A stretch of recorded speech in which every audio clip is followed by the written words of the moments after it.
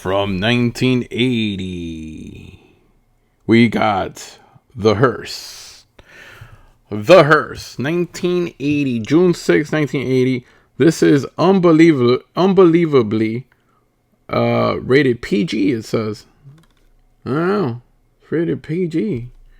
I thought it was pretty scary, to be honest. But, yeah. So, directed by George Bowers, who also directed Body and Soul in 1981, My Tutor in 1983, and Private Resort in 1985. This movie actually follows a school teacher that is going through a divorce, and then she's moving from San Francisco to a smaller town in California as well. And she's had a shitty year. She's going through a divorce. Her mom died. Her aunt, she's going to her aunt's house. She's going to stay there for a while. And it happens to be that the house is all like fucking kind of like haunted and shit. Completely haunted because the aunt used to be she was an older lady, but she was like a satanic worshiper. And she made a lot of satanic rites at the house. So the house is like all, has bad juju and all that stuff. So that's where she ends up.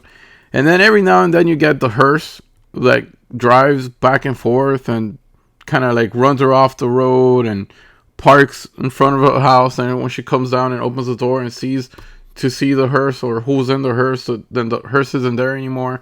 So it's kind of weird, the whole plot about the hearse being there.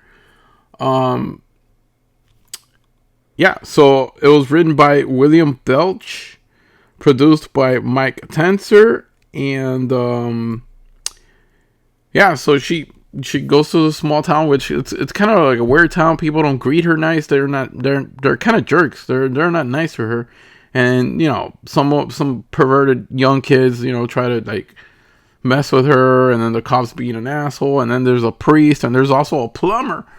In this movie, there's a plumber, or I don't know if he was an electrician or a plumber that's trying to help her out with the house. Well, that happens to be Mr. Dennis Quaid, which is very funny because he's not credited in this movie at all. He not even on IMDb, not in Wikipedia, nowhere. He's not in the credits, not in the beginning, not at the end, nowhere. And he has a speaking role, like he actually talks. I mean, it's a small role. He's only there for like about 2 minutes, but he does, interact with the main character, Jane, and it's one of the weirdest things that I guess he doesn't want to be credited, or I don't know. There's no credit, but it was Dennis Quaid in it. I think that was pretty interesting. This was the theatrical film debut of Christopher McDonald. Actor Joseph Cotton replaced Martin Landau for the role of Walter in this movie. I just took a bunch of notes.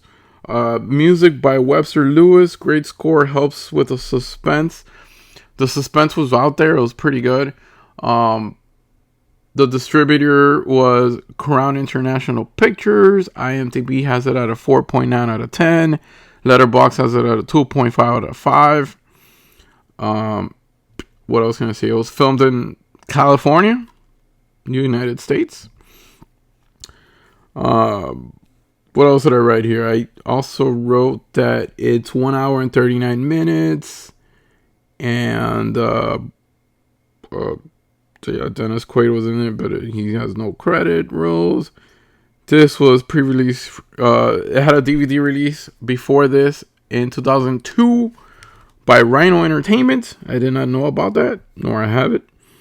The film began on filming on October 29, 1979, and it was completed by January of 1980. Shit that I wrote down because I saw this movie maybe 2 weeks ago, so I don't remember it too good. All I gotta tell you is that it has a decent start, and then it was very, very boring. It could have used a lot more kills instead of cheesy, boring haunted house tactics, like a frame falling or a chair moving on its own, or a door shutting, or the window breaking. It has kind of that element to it, and I kind of like that was like kind of like a turnoff.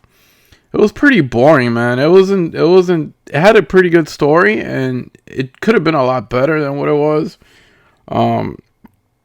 Some scenes dragged and all that shit. I mean, the acting was great, and the score was like the best part of the movie was probably the score.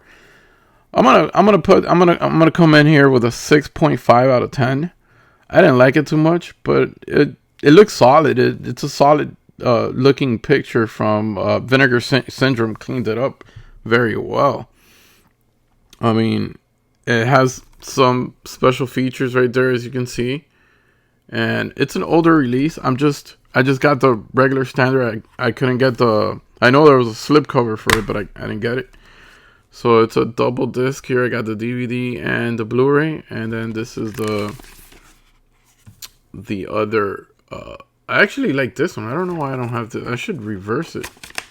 This is a pretty cool. Yeah, look at that. Hearse. Damn. Bam. Right there. I mean, you might like it. I'm not going to tell you not to watch it. If you guys want to watch it, go for it. I just found it a little bit too boring for my taste. I kind of like fell asleep a couple of times. And it wasn't because I was tired. It was just like because it was pretty boring. So I kind of fell asleep a couple of times. So 6.5 out of 10. It's a little bit better than average, above average. And I'm just glad, it's available. Why not? Sure.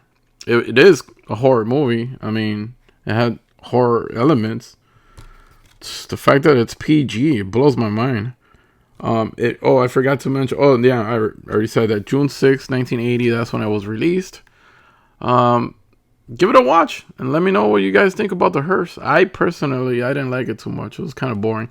But anyways, hope you guys enjoyed this review of the Hearse. I'll see you guys next time. Bye.